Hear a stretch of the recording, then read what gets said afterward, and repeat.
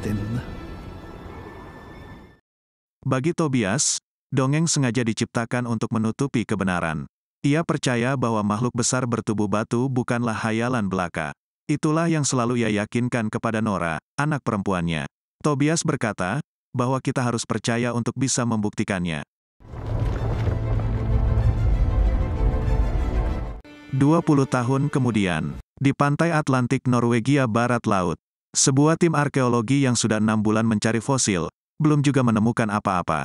Saat pihak universitas sudah tidak mau lagi membiayai mereka, Nora, yang merupakan salah satu peneliti, menemukan harapannya. Sebuah tulang besar terlihat dari hasil galiannya. Sementara itu di pegunungan Novre, sebuah jalur kereta cepat akan dibangun menembus gunung. Para pegiat lingkungan pun mendemo para pekerja, yang akan meledakkan bebatuan dalam terowongan. Saat tombol dinamit ditekan, sebuah hal janggal terdengar.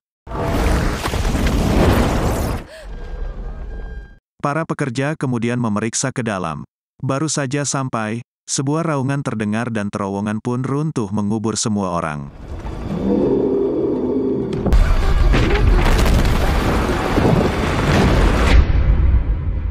Berita tersebut langsung ditanggapi oleh markas besar Angkatan Bersenjata.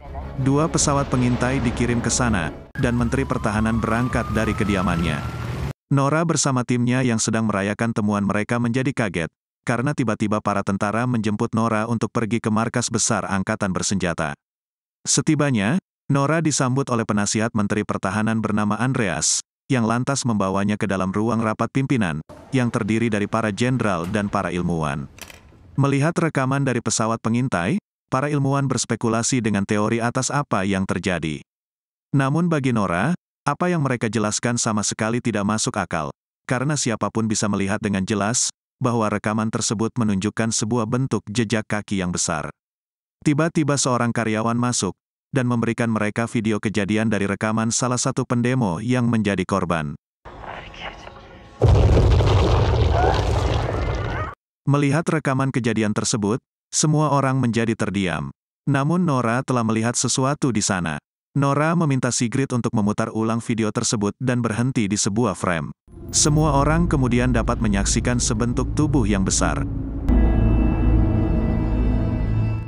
Di sebuah rumah dekat pegunungan Novre, sepasang suami istri lansia akan menikmati sarapan mereka. Namun dari kejauhan, sang istri mendengar sebuah raungan, dan seisi rumah kemudian bergetar. Mereka pun segera berlindung ke basement sambil ketakutan. Saat keadaan mulai tenang, mereka mencoba memeriksa keluar. Betapa mereka terkejut melihat separuh rumah mereka yang telah hancur berantakan. Sementara itu, rapat pimpinan di markas besar Angkatan Bersenjata hanya menghasilkan ketidakjelasan. Oleh karenanya, Nora lantas berkata bahwa ia bersedia untuk memeriksa langsung ke sana, meski berbahaya. Andreas yang ditugaskan untuk mendampingi Nora kemudian mengajaknya ke sebuah rumah yang baru saja hancur secara misterius, di dekat pegunungan Novre.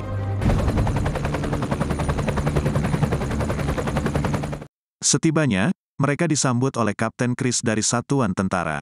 Nora sama sekali tidak dapat mengidentifikasi tentang apa yang terjadi, hanya ada sebuah jejak kaki besar yang mengarah ke selatan.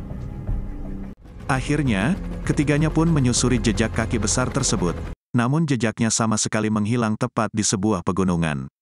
Pemindai termal pun menunjukkan tidak ada tanda-tanda kehidupan. Setelah sekian lama berkutat dalam kebingungan, Nora akhirnya mengajak mereka untuk menemui seseorang. Mereka mendatangi sebuah gubuk sederhana. Tiba-tiba si pemilik rumah keluar dengan menodongkan senjata, yang tidak lain adalah ayahnya. Tobias pun menurunkan senjatanya dan mengajak mereka masuk. Nora menunjukkan kepada ayahnya video kejadian di pegunungan Novre. Tobias menjadi sangat yakin dan antusias bahwa itu adalah troll. Nora berusaha menghentikan hayalan ayahnya, namun Tobias bersikeras bahwa troll bukan hanya dongeng belaka. Mereka pun kembali ke tempat di mana jejak kaki besar menghilang. Tobias segera memeriksa tanda-tanda yang bisa ia temukan. Sedangkan Nora menjelaskan kepada Chris dan Andreas, bahwa ayahnya memang seringkali terjebak ke dalam halusinasi. Nora kemudian ikut membantu ayahnya. Tobias berkata bahwa menurut petanya, area yang ia pijak tidak sesuai bentuknya.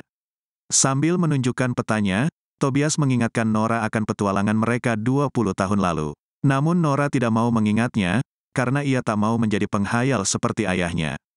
Tanpa mereka sadari, sebuah mata telah terbuka di belakang mereka. Nora dan Tobias menjadi tegang. Chris pun memerintah pilotnya untuk segera menghidupkan mesinnya. Sesosok tubuh bangkit dari tidurnya perlahan-lahan. Mereka pun segera berlari dan menerbangkan helikopter.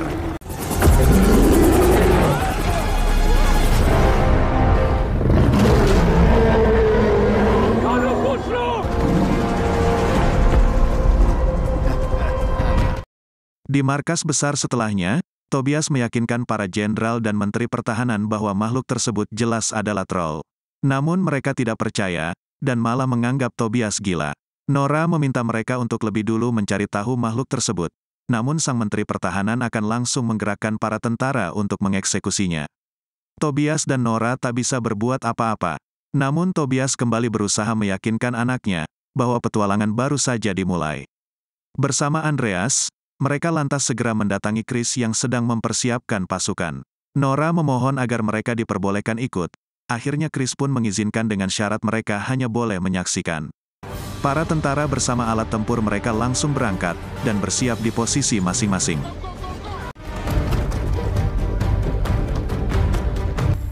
Mina damer og herrer, vi er live fra Heidal. Beberapa saat menunggu, sebuah raungan sayup-sayup terdengar. Dari teropongnya, Chris dapat melihat sang troll yang datang. Namun sang troll lantas berhenti. Tobias berkata bahwa troll tahu keberadaan mereka. Serangan pun dilancarkan, namun tubuh troll tetap tegak berdiri. Serangan demi serangan terus dilancarkan, raungan troll terhenti sejenak. Namun tiba-tiba ia kembali muncul dari asap untuk melawan. Chris segera memerintah pasukannya untuk mundur. Kini mereka berempat bersembunyi bersama seorang tentara yang terluka, di dekat kaki troll yang sedang mengidentifikasi manusia. Tobias mengajak mereka untuk berpindah. Tiba-tiba tangan troll mengambil tentara yang terluka dan memasukkannya ke dalam mulutnya.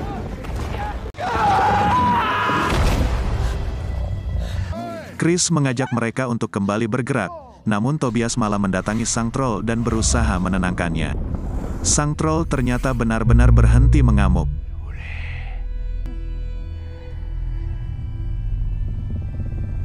Namun sebuah serangan yang kembali ditembakkan, membuat troll kembali berbalik dengan marah. Tobias pun terlempar terkena kibasan ekornya. Nafas Tobias menjadi sesak, Nora memintanya untuk tidak banyak bergerak. Dengan terbata-bata, Tobias mengucapkan beberapa kata, yakni istana, raja, dan rumah. Akhirnya Tobias pun tak lagi bernyawa. Nora tak dapat menahan tangisnya.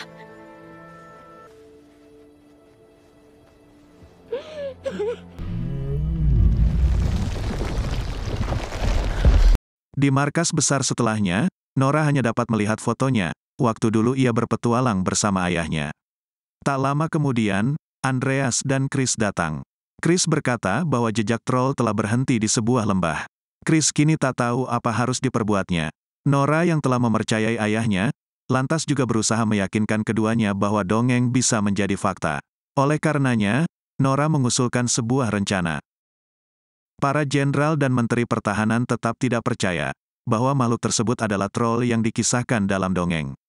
Namun setelah Chris membela Nora, mereka pun mengizinkan mereka untuk melaksanakan rencananya. Sementara itu, dari radar diketahui bahwa troll kembali bergerak ke arah tenggara. Sebuah tempat wisata taman anak-anak kini merasakan getaran bumi yang tidak wajar. Orang-orang menjadi panik dan berlarian melihat makhluk besar yang mengerikan. Nora bersama 4 helikopter yang membawa lonceng besar kemudian datang. Mendengar bunyi lonceng dari helikopter yang mengelilinginya, sang troll menjadi tidak tahan. Sampai di sini, teori Nora terbukti benar, karena sebagaimana diceritakan oleh dongeng, troll membenci bunyi lonceng. Troll menjadi sangat marah, ia pun menumbangkan helikopter-helikopter tersebut satu persatu.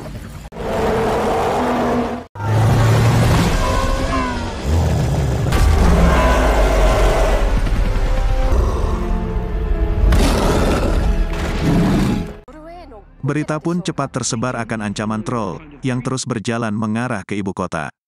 Nora, Chris dan Andreas yang kini telah kembali ke markas besar, disambut dengan ekspresi kekecewaan. Dengan berat hati, Menteri Pertahanan lantas mencukupkan bantuan Nora terhadap negara. Nora pun angkat kaki dari sana. Rapat kembali dilanjutkan secara tertutup oleh Menteri Pertahanan bersama para jenderal. Mereka telah kehabisan cara untuk menghentikan ancaman. Sebagai jalan terakhir, salah satu jenderal mengusulkan untuk memakai sebuah rudal rahasia, dengan konsekuensi seluruh ibu kota akan menjadi rata. Andreas yang mencoba menyela akhirnya diusir dari dalam ruangan. Andreas segera mengejar Nora yang untungnya belum naik ke mobil. Menteri Pertahanan kemudian membuat pengumuman ke seluruh warga, untuk mengevakuasi diri dan mengosongkan kota. Jalanan menjadi macet, Nora dan Andreas yang ikut terjebak berusaha mempelajari catatan Tobias. Nora ingat perkataan terakhir ayahnya tentang istana. Ia pun meminta Andreas untuk putar balik menuju istana Raja Norwegia.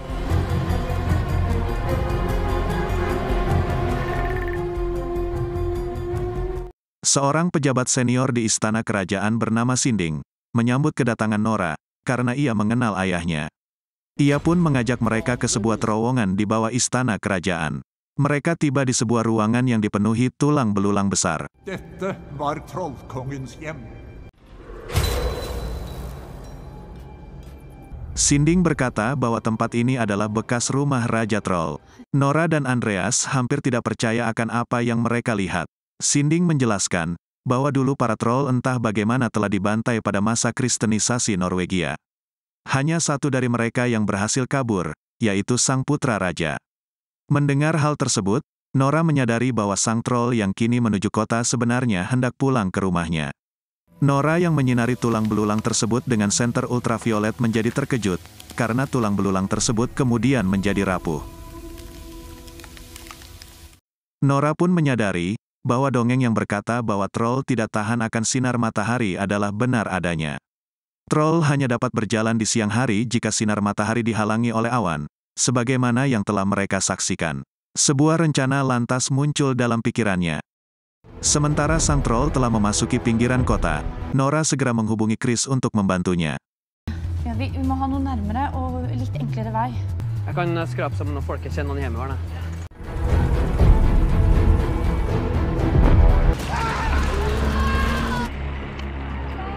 Di markas besar, para jenderal telah membuka kode rahasia bagi rudal yang akan diluncurkan. Sigrid pun menghubungi Andreas dan mengatakan apa yang akan para jenderal lakukan. Andreas meminta Sigrid mengulur waktu, dengan meretas sistem rudal.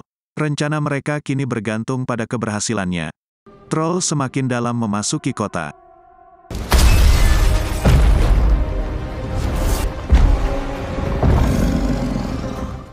Chris dan pasukannya, juga Nora dan Andreas juga telah bersiap di posisi mereka. Sigrid terus berusaha meretas, Maxi aksesnya selalu ditolak. Sementara pesawat pembawa rudal memulai hitung mundur bagi serangannya, Sigrid pun berhasil menggagalkan sistemnya. Nora dan Andreas kini bersiap di dalam mobil mereka. Sang troll terus berjalan merobohkan gedung-gedung di hadapannya menuju istana yang sudah di depan mata. Setelah menguatkan tekad, Nora pun mengegas mobilnya melewati sang troll. Andreas lantas membuka kain penutup di bak mobil mereka, yang ternyata berisi tengkorak bayi troll. Perhatian sang troll menjadi teralih dan kini berbalik mengejar mobil mereka. Nora memacu mobilnya secepat yang ia bisa. Chris pun mengumpulkan pasukannya dan berkata bahwa rencana ini mungkin saja gagal. Namun tentara tidak boleh berdiam saat keamanan negara terancam. Pacuan mobil yang begitu kencang akhirnya membuat tengkorak yang mereka bawa jatuh. Nora pun mengerem dan membalik mobilnya. Sang troll yang melihat tengkorak tersebut lantas mengambilnya. Sesaat kemudian raungan sendu terdengar dari tangisan sang troll. Secara tak sengaja, sang troll menjatuhkan tengkorak yang ia pegang hingga hancur di aspal. Ia menjadi marah dan kembali mengejar mobil Nora. Nora lantas kembali memacu mobilnya. Di markas besar yang masih kebingungan atas kegagalan sistem yang terjadi, akhirnya membuat Sigrid dicurigai oleh salah satu jenderal. Jenderal tersebut merebut laptop Sigrid, Sigrid pun tak bisa mengelak. Rudal kini kembali dapat dikendalikan. Nora hampir tiba di tempat Chris. Tangan troll pun hampir menyapu mobilnya. Nora menyuruh Andreas melompat keluar mobil. Bersamaan dengan tangan troll yang berhasil mengambil mobilnya, Nora melompat keluar. Sang troll yang sangat marah, lantas hendak menginjak Nora yang sudah pasrah di tanah. Untungnya, perhatian sang troll berhasil dialihkan oleh pasukan Chris yang membunyikan semua sirene. Andreas segera membawa Nora kabur. Pesawat rudal pun telah mendekat dan bersiap meluncurkan serangannya. Melihat adanya warga sipil, sang pilot lantas melaporkan keadaan. Jenderal pun terpaksa menggagalkan serangan. Chris bersama pasukannya dengan cepat menghidupkan lampu besar di setiap truk yang mengelilingi sang troll. Sang troll menjadi kepanasan dan hanya bisa mengerang kesakitan.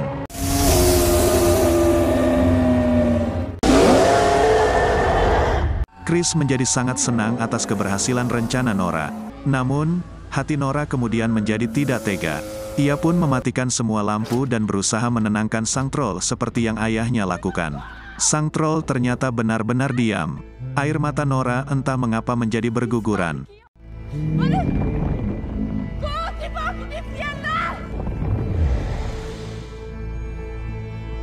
Namun pagi telah tiba, matahari terbit menyiramkan sinarnya kepada sang troll, yang akhirnya membuat sang troll kesakitan dan jatuh.